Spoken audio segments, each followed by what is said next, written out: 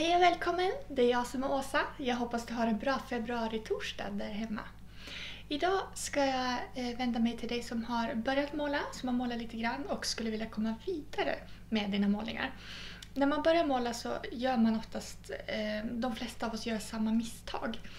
Så därför har jag några heta tips som passar de flesta.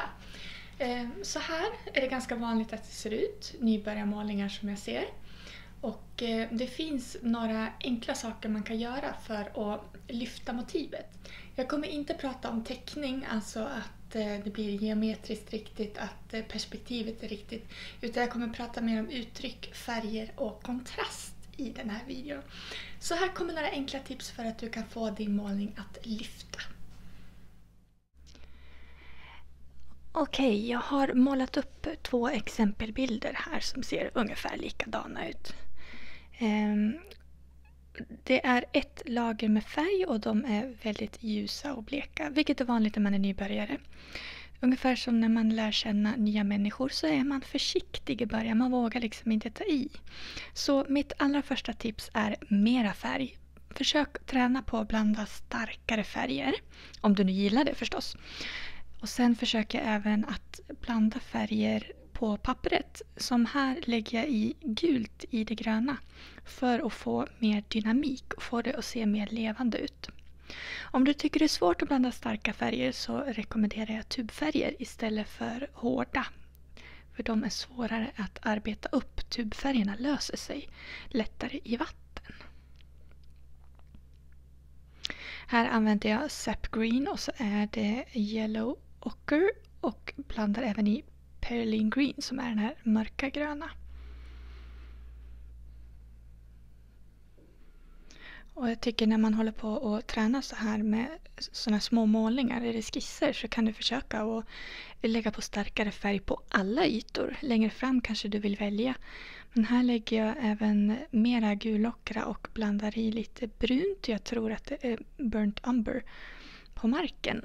Och då börjar jag se till att använda olika typer av penseldrag. Man kan ju använda penseln på olika sätt och göra markeringar. Så här använder jag en väldigt torr pensel till marken och stryker av den så att det blir lite fläckigt. Och till taket här så får jag en lätt randig struktur genom att dra randiga penseldrag. Och nästa grej som du kan göra är att träna på att lägga på skuggor. Och det behöver inte vara något dramatiskt i början utan här börjar jag med att skugga en vägg. Och när det är vitt så här så funkar det ganska bra genom att bara dra in färgen från omgivningen.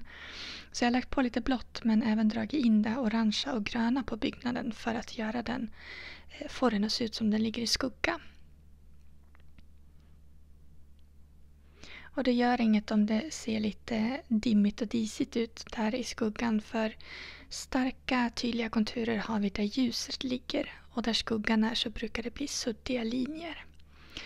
Nu har det här torkat och då går jag på med ytterligare ett lager om jag vill. Så jag tar den här Perylene gröna färgen som är mörk och lägger i ännu djupare skugga för att få huset att poppa fram mer helt enkelt.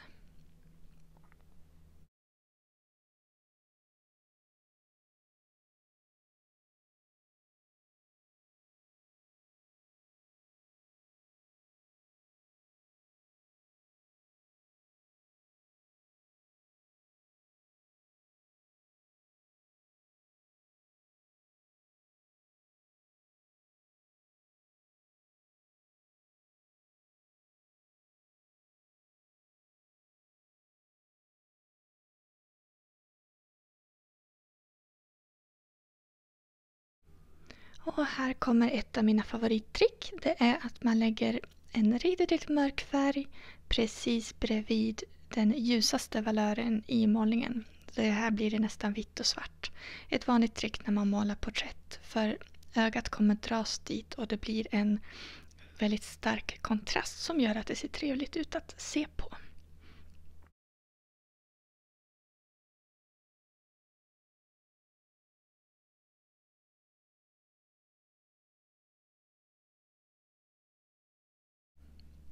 När du har öst på med färger och skugga så är det dags att göra lite finish. Då lägger vi på detaljer. I den här målningen så det är ju en väldigt enkel målning, det är ju bara ett hus. Men jag hittade några fönster som jag kan lägga på. Försöker också att framhäva marken lite till. Och sen använder jag faktiskt en penna för att teckna lite linjer. Den här målningen var ju så otroligt liten så då kan det vara lättare att använda en penna på slutet.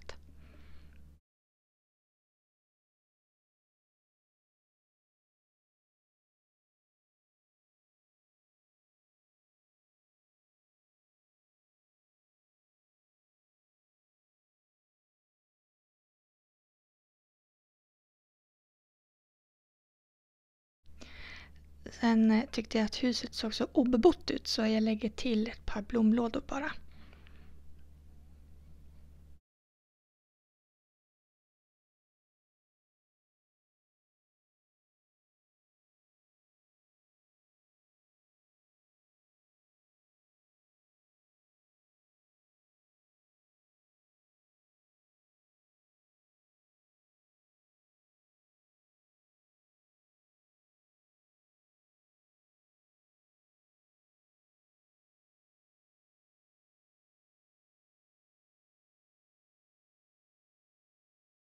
Ett annat klassiskt problem är att inte veta när man ska sluta.